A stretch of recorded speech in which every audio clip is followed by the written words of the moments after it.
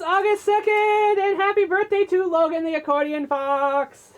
Got my Weird Al Yankovic shirt, because we're both big, or at least I know he's a fan of the accordion, obviously. He's a Logan the Accordion Fox. Fairly certain he's a Weird Al fan. But anyhow, yes, welcome to the birthday video. In this video, we'll be going off of people who share your birthday of August 2nd. So if you were born today on August 2nd and share your birthday at Logan, you also share it with the following people. We got Moist Critical, Penguin Z0, a YouTube channel, and Critical Twitch channel with 15.6 million YouTube subscribers and 5.5 million Twitch followers. He turns 30 today. He's so young, and I think he says sometimes Woo! Yeah, baby! Yeah, he thinks I think he says he's old, and his video's like, oh, he's older, and then he says, oh, he's 30. I'm like, yeah. Not old, guy. You are not old. Definitely. Call me in 15 years oh when we catch up. Haley Eisenberg, best known for being the Pepsi girl in a series of Pepsi commercials. Yeah, she was the one who was always getting dubbed over. She'd go and ask for Pepsi because is Coke okay? And she'd go all Joe Pesci on people or whatever. She basically they just dubbed her over, but she was a cute little kid in that. But yeah, she is now 32. She's still young too. Charlie XCX, singer of such songs as Boys, Dirty Sexy Money, Malibu, From the Back of the Cab, and Speed Drive. She also plays Bluebird Willow in the Angry Birds movie. She is 32. Oh, I like bluebirds. Yeah. I'm a bluebird. Mostly. It's very hot, so I've preened all of my feathers once again. Next, we have Marcy Miller, known for playing Abigail Devereaux in Days of Our Lives from 2016 to 2022. She is 36. I used to watch Days of Our Lives. Grady Sizemore, three-time MLB All-Star. He has played for the Cleveland Indians from 2004 to 2011, the Red Sox in 2014, and the Philadelphia Phillies in 2014 and 2015, and Tampa Bay Rays in 2015. He is 42. Dylan Driver, meteorologist for the NBC News and to the Today Show. She is 43. Definitely one I'm thinking you've probably heard of. Edward Furlong. Oh. Great name, by the way. Who is best known as John Connor in T2 Judgment Day. He was also Pecker in Pecker. Funny name. I was just going to say something too, and I see you have it on there. So. He was Danny Vineyard in American History X. Hawk in Detroit Rock City. The Crow / Jimmy Cuervo in The Crow Wicked Prayer. And was Shane Casey in CSI New York. Remember that? He was in the Living on the Edge? Yes, he was in Living on the Edge and the Unnamed Feeling music videos. Had a trans person in it. He is 47. He was also, I believe, a thug or a gangster in, I believe it was the Green Hornet movie.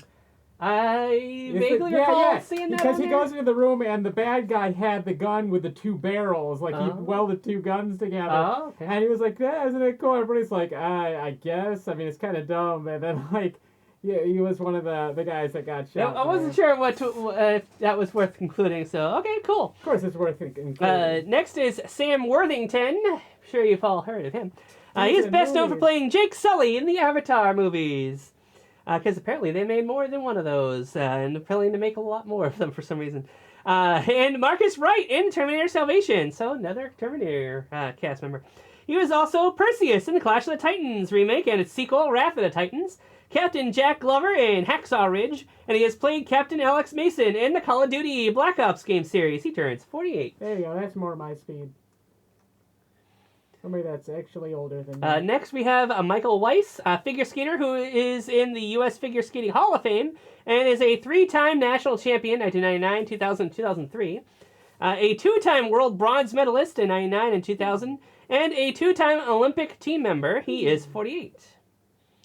Next, we have someone I'm sure you're all familiar with, Kevin Smith. Which one? There's so many.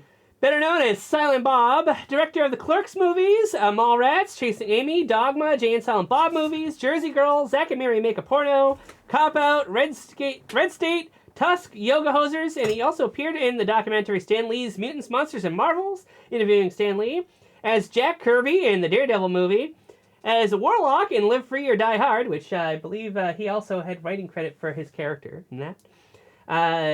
Goatman and Pig Boy on Masters of the Universe Revelation. Did you know that one? Did you know that it was him? I did not know. Okay, all right. And has done several stand-up comedy specials. He turns 54. Yeah. You know, it's funny because I remember when there was an actor, Kevin Smith, that had passed away. It's like, oh no, Kevin Smith. It's still disappointing because he played Ares in Xena Warrior Princess in many episodes. And then there was yet another one in the industry floating around out there. So it's like, there's so many Kevin Smiths. Yeah, but I mean... this is the one that most people would think of when you hear the name. Next is Cynthia Stevenson, best known for playing Mom Joy Lass on Dead Like Me and its movie Dead Like Me After Death. Cody Banks' mom in Agent Cody Banks movies. Jackie Fram in the Air Bud sequels. And most recently as Pam Walsh in How to Get Away with Murder. She is 62. What about Mary Louise Parker? She was right above her. Oh, did I skip her? Oh, shoot. Thank you. Excuse me. Mary Louise Parker, who is Sarah Ross in R.E.D., Retired Extremely Dangerous, and its sequel. Ed Norton's wife, Molly Graham, in Red Dragon. Helen Grace in the mom in the Spiderwick Chronicles. Amy Gardner in The West Wing, and Nancy Botwin in Weeds. She turns 60. Next we have Apollina Cotero, known for co-starring in Prince's 1984 film Purple Rain. And for having been the lead singer of the girl group Apollina, 6. She is 65. Have you ever bathed in the waters of Lake Minnetonka? Yeah, the only reason I know that line is from the Chappelle Show. Next we have Victoria Jackson, a cast member on the series Saturday Night Live from 1986 to 1992. Terry Campbell, Weird Al's girlfriend in UHF. Hey, appropriate. And Annabelle Saberhagen in Sabrina the Teenage Witch. Oh, wild. She turned 65. Oh, sorry. It must be like Salem. I want to Salem's relatives because Salem Saberhagen. Yeah. Butch Vig, a songwriter and drummer for the band Garbage, known for songs Stupid Girl, Only Happy When It Rains, and the theme song for The World Is Not Enough. I'm only happy when it rains. Oh, good. That's actually a good song. I'm only happy when it's cold outside. Oh my God, I used to stare at that poster because the lead singer was so beautiful and I was so jealous. And she was a Terminator. Oh, yeah. Yeah, she played one of the T-1000s in the Sarah Connor Chronicles. Ah. So, yeah, Butch Vig turns 69. Nice. There you go. Next, we have another Butch Patrick, best known as Eddie Munster. In the Munsters, obviously. He also appeared as the voice and voiced Milo in the Phantom Toll Booth. Great movie. I believe we reviewed that one. And played protagonist Mark in Lidsville, a show created by Sid and Marty Krofft, best known for HR Puffin Stuff. Our good friend Lionel is a very big fan of Butch Patrick, and I believe he got a autographed headshot of him. But anyway, Butch Patrick turns 71 today. I'm glad he's still with us. I really enjoyed the Munsters. He actually cameoed as a minor part in the Munsters movie or whatever that was recently. Yeah, the one that didn't do so hot. Well, I'm sure that wasn't his fault. Next we have Les Dudek, guitarist for the Steve Miller Band, who are best known for The Joker, Jungle Love, Fly Like an Eagle. Fly like an eagle to the sea. Jet Airliner, Abracadabra, and Take the Money and Run. Take the money and run. But who doesn't love the song that I think actual magicians hate? Abracadabra. I want to reach out and grab ya. The song that has nothing to do with magic. Oh, it does? Okay. It has. I guess I never realized that. But yeah, Les Dudek turned 72. Next, Ken Kutaragi, former chairman and CEO of Sony Interactive Entertainment and current president of Cyber AI Entertainment. He is known as the father of the PlayStation. He oversaw the development of PlayStation 1, 2, 3, and the PSP. He is 74. Favorites. What's that? It's my friend Lena. He was 74. I kind of talked to her right away. My friend Lena loved the PSP. And my buddy that would talk to them about it used to work for PlayStation. Oh, wow. Okay. For a good many years. Next, we have Joanne Cassidy, who had such notable roles as replicant Zora Salome in Blade Runner. I'm probably butchering that name. I apologize. Dolores, the bar waitress, who is friends with Eddie Valiant in Who Framed Roger Rabbit. Lily Miselli in Larry the Cable Guy Health Inspector. Voice of Maggie Sawyer in Superman the Animated Series, as well as Margaret Chenoweth in 6 Feet Under. And most recently as Mena Pride in NCIS New Orleans. She is 80.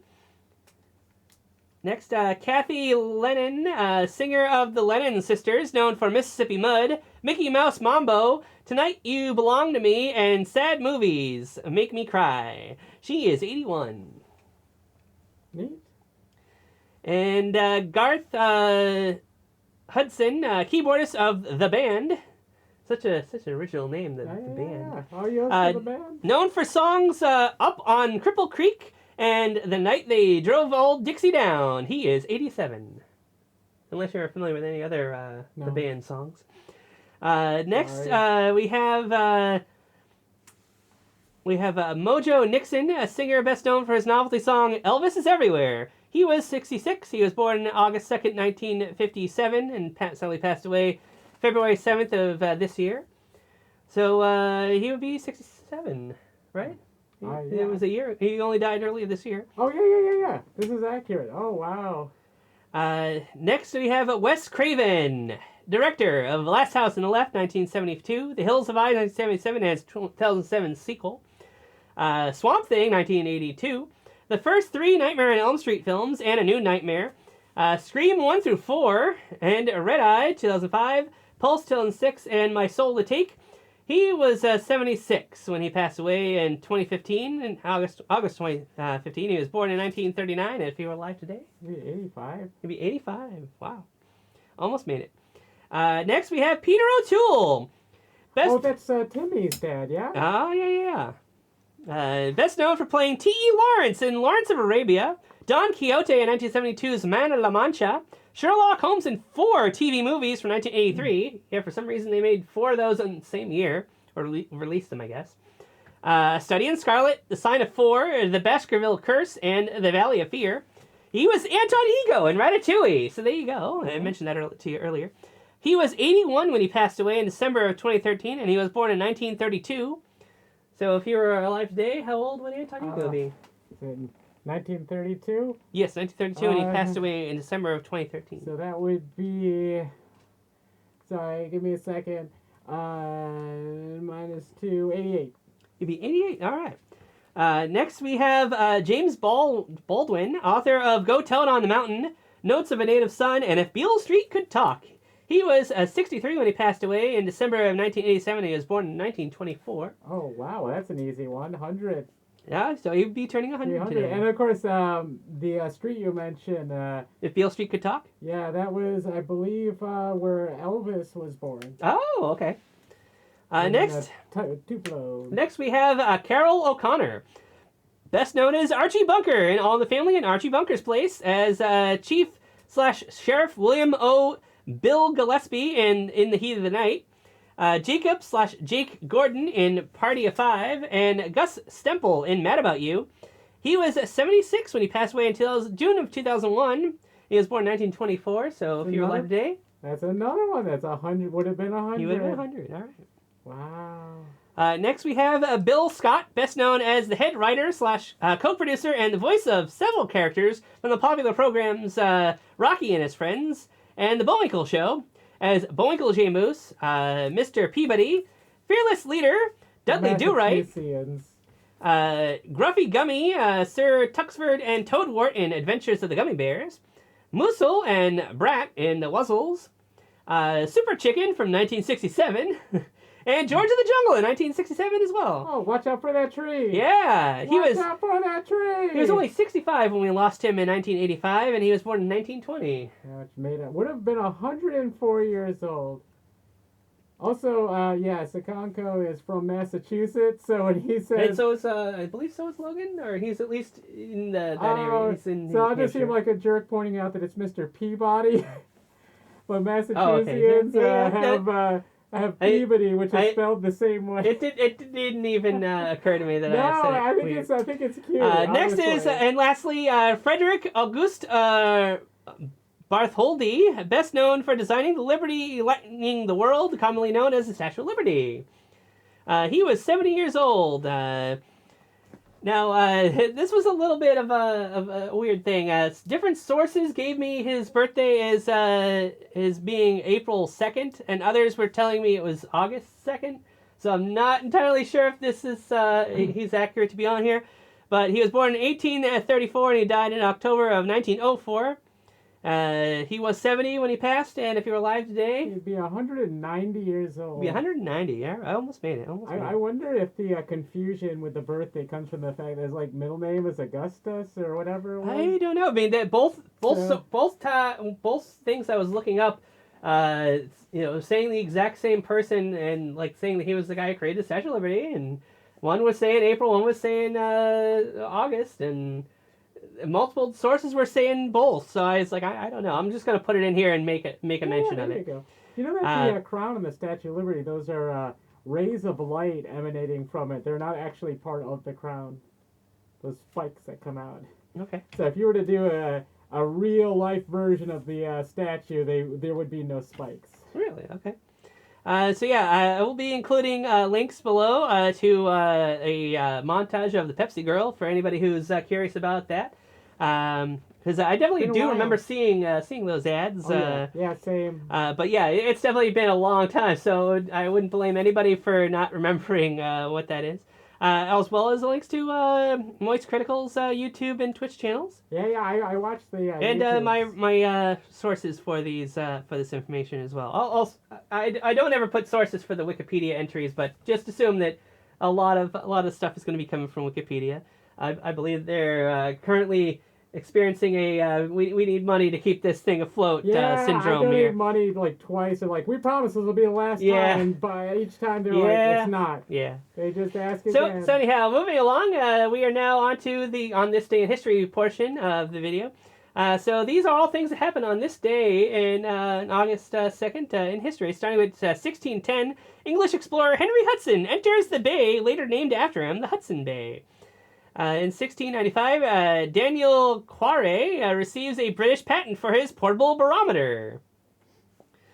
In 1776, pretty famous year, formal signing of the U.S. Declaration of Independence by 56 people. Date most accepted by modern historians.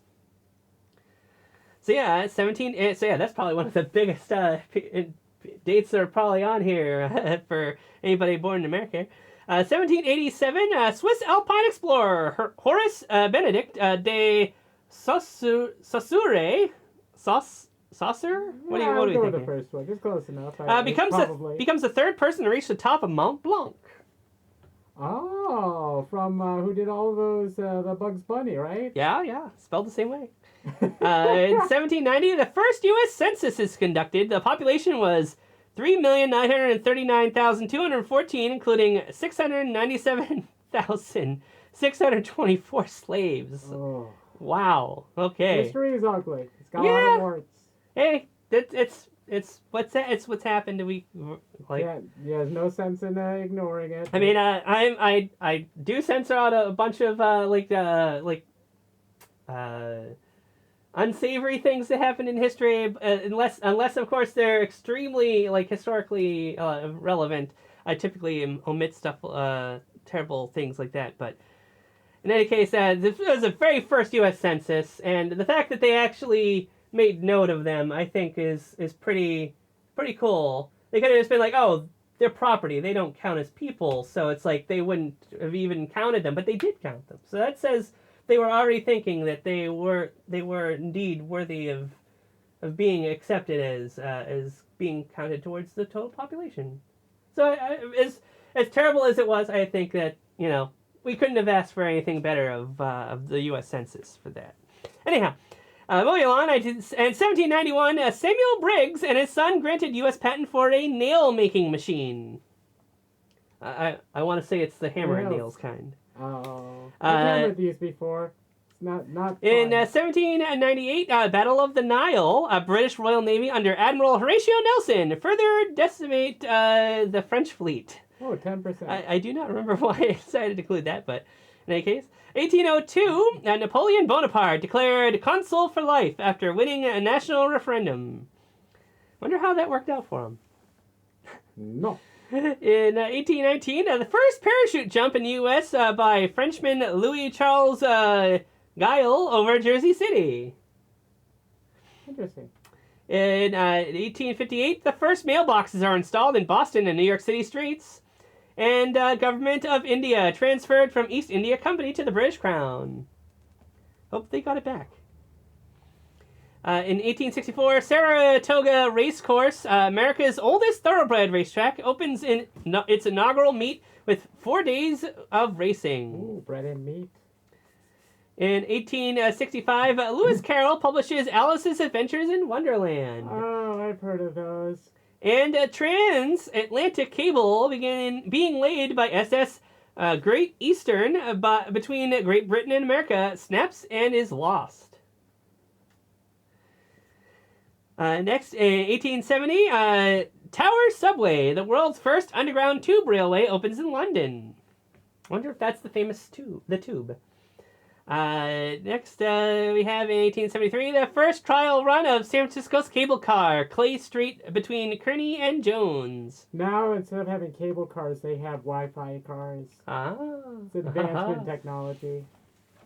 1877, San Francisco Public Library opens with 5,000 volumes. Oh, public. That explains why I couldn't find what I was looking for. Okay. In 1880, British Parliament officially adopts Greenwich Mean Time, or GMT. Oh, like in the Santa Sleigh movie. He's like, Greenwich Mean Time. He's like, the Greenwich Mean Time. Oh, yeah. It is spelled green. In 1887, Chester A. Hodge of Beloit, Wisconsin, patents the spur barbed wire. Oh, yeah. They used to have those near where my mom lives. There's a house that used to, it's a long time ago, had a bunch of horses, and they'd let them run out in the field during the day, which is so weird to think from where I live that there were horses across the street. But we go over sometimes and hang out and stare at them after school and try and get them to eat grass, which they would do sometimes. Lucky you. Yeah, It really I was. would love that. In 1892, George A. Wheeler is granted a U.S. patent for a prototype of the escalator. A lot of patents happened on this day. In 1894, a Dutch Society for Women's Suffrage gets royal charter. 1906, Chicago White Sox beat Boston Americans, later known as Red Sox, 3-0 to start the American League record of 19-game MLB win streak. Beautiful. 1907, a legendary pitcher Walter Johnson, at 19 years old, begins his 21-year Baseball Hall of Fame, playing a career with Washington, with 3-2 lost versus Detroit. 1909, Army Air Corps formed as Army takes first delivery from the Wright brothers, and the U.S. issues its first Lincoln penny. Ah. I have some Lincoln pennies. In 1921, after 3 hours deliberation at Chicago, jury acquits 8 Chicago White Sox accused in Black Sox scandal. Next day, they are banned from organized baseball for life. Wow. Hey, guys, you know what? You're acquitted. Also, don't come back here. Right? That actually is still kind of the deal today. That's kind of one of the reasons why I put that on here. That's Normally, wild. I don't know if I would have put that. 100 but years later. it also we're didn't still say in the same what the scandal was for, but or maybe it didn't. I omitted it. But in any case, I just thought that was fairly unusual. 1932, Carl David Anderson discovers and photographs a positron, the first known antiparticle. Oh, the uncle particles. In 1936, Americans Cornelius Johnson, Dave Albritton, and Delos Thurber sweep the high jump medals at the Berlin Olympics. Nice. Yeah, there's going to be a lot of Olympic stuff on this video and the next one. I like Cornelius. 1937, Marijuana Tax Act of 1937 is passed in America, essentially rendering marijuana and all its byproducts illegal. Which is absurd because there are some marijuana byproducts that do not contain any active ingredients Indeed. like THC. Yes. So it's all marijuana is listed as being bad, even though there is a lot of strains that aren't. In 1938, MLB conducts the first test of bright yellow baseballs during Dodgers versus Cardinals doubleheader. Wonder how that worked out. Yeah. You know, it makes sense because, you know, they all have so many white uniforms. White is not the best choice for a ball, but maybe it is. Where was I? Right okay. there. In 1939, Albert Einstein writes to U.S. President Franklin Delano Roosevelt informing him of recent research on fission chain reactions, making possible the construction of the extremely powerful bombs. And U.S. Hatch Act prohibits political activity by federal workers. Wow. Einstein, he's the guy with the formula. E equals MC squared. Yes. You know how he got to work every day? He'd have to cross the Einstein-Rosenberg Bridge. In 1943, Gene Roddenberry pilots B-17 Yankee Doodle. Oh. Yeah, that's so... dandy. That's just dandy. Yeah, he's a guy that went out to create Star Trek. Yeah, I mean, that guy is total macaroni. And Lieutenant John F. Kennedy, his PT boat, 109, sinks at Solomon Islands. So Gene Roddenberry's flying a plane, and JFK is sinking his boat. Guy went on to be our president for a little while. I don't know why that tickles me. Yeah, I mean, that's why I included it. I thought it would tickle. He's got a boat. Oh, really? Must be really good. Not sank. In 1945, after 3.5 days suffering exhaustion, lack of water, and shark attacks in the Philippine Sea, the surviving crew of the USS Indianapolis are spotted by Wilbur Chuck Gwynn, a PV-1 Ventura pilot on routine sector search. 316 had survived. Wow. I must include it because it mentioned the Philippines. Yeah, so and that is also the year my... no, it's not. Never mind. I was going to say my dad was born there. I was like, no. In 1947, a Greek-American soprano makes her Italian debut in the title role of Amilcare Porcelli's La Gioconda at the Verona Arena. What is it? I think La Gioconda is the Italian word for Mona Lisa. Oh, yeah. We just saw that in the Jeopardy recently. That's why I was like, oh, I totally knew that. In 1948, Danish swimmer Greta Anderson, with 1 minute, 6 seconds, and 0.3 of a second, touches out American Ann Curtis by 0.2 in the women's 100-meter freestyle at the London Olympics. Wild. And Fanny Blankers Cone of the Netherlands wins the 100-meter in 11.9 at the London Olympics. First unprecedented 3 individual track and field gold medals. Oh, wild. That's also the year my mom was born. It's actually only a couple days before my mom was born. Oh, wow. Okay. Crazy. And Italians Adolfo Consolini and Giuseppe Tosi go 1-2 in men's discus final at the London Olympics. Oh, I used to throw discus. Discus and shot put. I was not very good. 1952, 17-year-old future world champion Floyd Patterson wins the gold medal in the middleweight division at the Helsinki Olympic Games with a first-round KO of Romanian Vasil Tita. And Hungarian boxer Laszlo Papp wins his second straight Olympic gold medal. In 1957, Lovell telescope's first light. First astronomical image, by then the world's largest steerable telescope at Jodrell Bank, England. In 1958, American pilots Jim Heath, or Heth? Jim Heth? What do you think? I'd go with Heth. Jim Heth and Bill Burkhart take off from Dallas, Texas in the old Scotchman, excuse me. Their modified Cessna 172 in an effort to break airplane flight endurance record. They fly for slightly over 50 days, eclipsing existing record by more than 3 days. That sounds exhausting and excruciatingly boring. Indeed. But hey, they're setting a record. They wanted to be in the record books here. In 1959, a Milwaukee Braves outfielder Bill Brutton hits 3 triples in the 11-5 win versus St. Louis Cardinals. 2 of them bases loaded. First time in 20th century. In 1960, baseball's new Continental League formally disbands without ever having played a game. After established MLB promise of expansion, including New York City, achieved the owner's desired effect. On August 2nd, 1960, the Continental League formally disbanded. So crazy. Following year, 1961, the Beatles' first gig as house band of Liverpool's Cavern Club. It's been a hard day's night. They've been working like dogs. Yeah. In 1967, In the Heat of the Night, film directed by Norman Jewison, based on John Ball's novel of the same name, starring Sidney Poitier and Rod Steiger. Premieres in New York. It later went on to win 5 Academy Awards, including Best Picture and Best Actor for Steiger. In 1968. It was also the day the second Blackwell Tunnel opens to traffic under the Thames River in Greenwich, London. Oh, and the U.S.'s Lunar Orbiter 5 launches. Enters lunar orbit August 5th. Wow, that's crazy. I think they had... remember they were showing footage on the Thames. They were playing that saxophone song. It's the production company. Benny Hill Show? You trying to do the yakety sax? Yeah, it's yakety sax. Okay.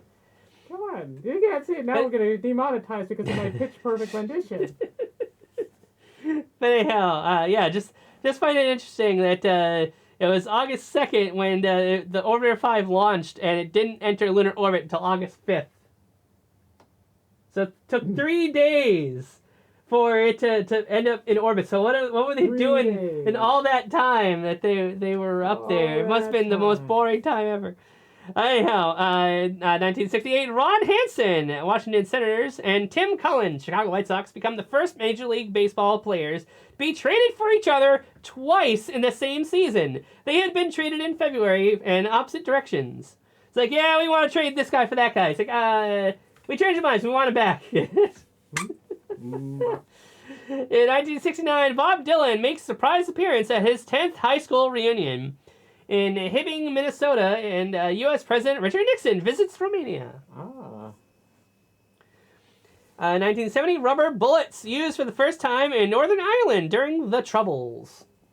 I do not know what the Troubles are, but I'm assuming it was not good, especially considering bullets are involved, even if they were rubber. 1972, gold hits a record $70 an ounce in London. Wonder how much it's worth these days. 1973, American Graffiti, directed by George Lucas and starring Richard Dreyfuss and Ron Howard, premieres in Locarno International Film Festival in Switzerland. Also, I could have sworn I mentioned this is also a certain Harrison Ford's theatrical debut. I don't know what happened to that. I could have sworn I put that in there. But anyhow, in 1975, 104 degrees Fahrenheit or 40 degrees Celsius at Providence, Rhode Island is a state record, as well as 107 degrees Fahrenheit or 42 degrees Celsius at Chester/New Bedford, Massachusetts, another state record. So yeah, real big heat wave 1975 on this day, evidently. 1979, Washington, D.C. trial attorney Edward Bennett Williams buys Major League Baseball's Baltimore Orioles from Gerald Hofberger for reported $12.3 million. That's in 1979 money, so wow. 1980, Cuban super heavyweight Teofilo Stevenson becomes the first fighter to win 3 Olympic gold medals in the same division. Scores 4-1 points decision over Pyotr Zayev from the Soviet Union in Moscow. So yeah, he beat the home team guy, so that's kind of crazy. In 1982, Oakland outfielder Rickey Henderson steals his 100th Major League Baseball base of the season in 6-5 win versus Seattle, the first to steal 100 twice in the modern era. Also, Roger Ebert's Movie News premieres on ABC FM network. 1984, Jeff Blatnick becomes the first American to win a gold medal in Greco-Roman wrestling at the Los Angeles Olympics. Blatnick was in remission for Hodgkin's disease. So that's pretty wild there. 1986, good year. American athlete Jackie Joyner-Kersee beats her own world heptathlon record by 13 points, of 7,161 in Houston. 1987, Don Brown sets flight record for hand bow, 1,336 yards, or 1.1. What is that? 1.3? What is that? Do you know how to read that? What's that? Where? Is it right here? Oh, that's 1 foot 3 inches. 1 foot 3. Okay. Also, Michael Andretti runs fastest IndyCar race in history, 171.49 miles per hour, in winning the Marlboro 500 at the Michigan International Speedway in Brooklyn, Michigan. Oh man, I have a Marlboro Transformer up there. They changed the name. I was like, oh, you might actually be able to see it, but it's probably buried too. In 1988, Raymond Ace Vedo, 16, retires from pop singing boy band Menudo. What's that? Ace Vedo. Ace Vedo? Yeah, he was only 16 when he retired. Yeah, Menudo was it was one of those boy bands that was they basically replaced everybody periodically. They would swap somebody out, and there is no one Menudo. Yeah. Next, in 1989, NASA confirmed Voyager 2's discovery of 3 more moons of Neptune, designated temporarily. And N2, 1989, and N3, and 19... All right, I don't know why I have that so many times there. Yeah, they're all N2, N3, and N24. In 1990, U.S. President George H.W. Bush orders troops to Saudi Arabia. Yeah, that is something back in the day that you could not avoid. Like, if you were around, even in school, the teachers might have it playing on the radio. Oh, wow. They would talk to us about it, so we would understand what was happening. It was a very ingrained part of our life. Nowadays, you just get it on the internet. People assume, you saw it on the YouTubes. Next, 1991, funk singer Rick James is arrested. I'm Rick James. Hedy Lamar is arrested for shoplifting in L.A. I appreciate you holding back there. Space Shuttle STS-43, or Atlantis 9, is launched. 1992, American Jackie Joyner-Kersee becomes the first athlete to win consecutive gold medals in the grueling heptathlon with a 199-point win over Irina Belova of the Soviet Union. And the Barcelona Olympics, Vitaly Scherbo. Scherbo? What do we think here? Let's go Scherbo. Scherbo. Vitaly Scherbo of Belarus becomes the first gymnast to win 6 gold medals at one Olympics in Barcelona. Also first to win 4 gold in one day's competition, the pommel, vault, rings, and parallel bars. And Tom Seaver, Rolly Fingers, Hal Newhauser, and Bill McGowan, Bill McGowan, are inducted into the Baseball Hall of Fame. 1993, Maryland investors, led by Baltimore attorney Pete Angelos, buy the Major League Baseball Baltimore Orioles team at auction in New York for $173 million, nearly $50 million more than ever paid for a baseball team. Wow. And again, this is in 1993 money. 1996, the star-studded United States men's basketball team, Dream Team 3, beat Yugoslavia 95 to 69. Nice. To win the gold medal at the Atlanta Olympics. Nice. Then in 1999, The Sixth Sense, starring Bruce Willis, Toni Collette, and Haley Joel Osment, directed by who is that guy again? I don't remember if he went anywhere. Yeah, what's his name there? Oh, M. Night Shyamalan. No, there you go. You didn't need to say that.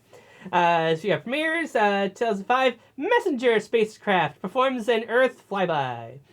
And the largest trade in NBA history is completed as 5 teams combined to swap 13 players. Deal brings Antoine Walker and Jason Williams to Miami, leads to Heat's first ever championship that season. In 2008, Breaking Dawn, 4th book in the Stephenie Meyer's Twilight Saga, is published by Little Brown at midnight with a print run of 3.7 million copies. And in 2009, Michael Phelps ends the World Swimming Championship in Rome with his 5th gold medal as part of the U.S. 4x100 meter medley relay team that recorded the 43rd world record of the controversial meet. In 2012, American swimmer Michael Phelps wins an unprecedented 3rd consecutive gold in the 200-meter individual medley in 1 minute 54 seconds and 27 hundredths of a second at the London Olympics. American swimmer Rebecca Soni, or yeah, I guess so. It's S-O-N-I, not S-O-N-Y. Becomes the first woman to win the 200-meter breaststroke twice, with a world record of 2 minutes, 19 seconds, 59 hundredths of a second at the London Olympics. And Naresh Sohal's orchestral work, The Cosmic Dance, first performed by Royal Scottish National Orchestra, conducted by Peter Oundjian at the Royal Albert Hall in London. And Carl Icahn sues computer giant Dell in an attempt to derail a buyout bid by the CEO, Michael Dell. Wonder how that worked out for him. In 2017, first footage of white giraffes posted by Hirola Conservation Program in northeastern Kenya. First successful gene editing in human embryos to repair disease-causing mutation reported by scientists in Nature. Great Britain's Prince Philip, aged 96, makes his final solo public appearance before retiring from public engagements. More than 1 billion people around the world need glasses and 36 million are blind, according to the new study published by The Lancet. And new cryptocurrency, Bitcoin. Cash is created via a hard fork of Bitcoin's blockchain, technology, and brand. So yeah, that was way back in 2017. I mean, that's not going to stick around, right? Yeah. Bitcoin, it's crazy. I give it 3 years max. In 2018, Apple becomes the first American public-listed company to reach $1 trillion. It's trillion with a T, people, in value. The oldest library in Germany confirmed unearthed in Cologne, dating to 2 AD, possibly held 20,000 scrolls. Wow. All of that held in their Cologne. Pope Francis declares the death penalty unacceptable in all cases, reversing church teachings and adding to Catechism of the Roman Catholic Church. TikTok, the video-sharing social network, becomes available worldwide after merging with Musical.ly. Yeah. So yeah, anybody who remembers Musical.ly, leave your comments below. Yeah, and TikTok. Well, you might have to leave comments to be like, I remember TikTok in less than a year now. Yeah. Tokyo Medical University revealed to have been tampered with female entrance exams to ensure under 30% accepted by Japanese newspaper Yomiuri Shimbun. Wow. So yeah, that was pretty crazy that they were getting away with that for so long. Late in the game. Yeah, right? It was only 6 years ago. And in 2019, Saudi Arabia announces new rule for women, including allowing them to travel independently abroad without a male guardian's permission. Yeah, because sadly, that part of the world is definitely pretty far behind in terms of and the women's rights. Do want the equal rights. Yes, of course. They've been fighting and they're making headway. Yes. Also, a 7-year-old boy operated on after 526 teeth are found inside his mouth in Chennai, India. And singer-songwriter Ed Sheeran's Divide Tour becomes the most attended and highest-grossing tour of all time, overtaking U2 after 893 days on the road. Holy cannoli. Then, 2020, SpaceX Dragon capsule carrying NASA astronaut Doug Hurley and Bob Benkin splashes down in the Gulf of Mexico, the first commercial crewed mission. In 2021, 70% of Americans have had at least one COVID vaccine shot, a target President Joe Biden had hoped to meet by 4th of July. So missed it by that much. But hey, pretty good. In 2022, U.S. House Speaker Nancy Pelosi is the first speaker to visit Taiwan in 25 years, prompting condemnation from the Chinese Communist Party.